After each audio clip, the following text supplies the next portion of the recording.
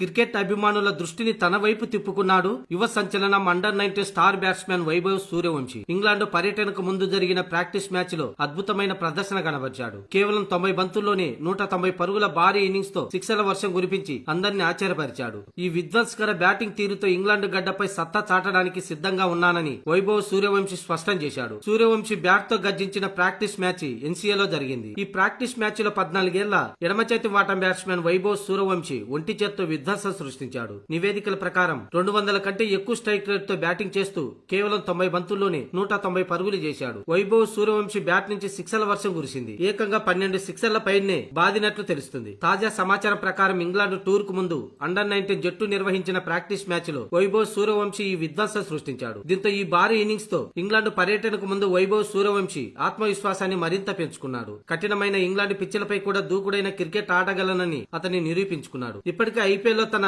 Batting తీరు ఎలా ఉంటుందో అందరూ చూశారు. ఇక ఇప్పుడు తన విదేశీ పర్యటనలో కూడా అద్భుతమైన ఫామ్ ను కొనసాగించి భారత క్రికెట్ భవిష్యత్తుకు ఒక బలమైన పునాదిని వేస్తానని ఆశిద్దాం.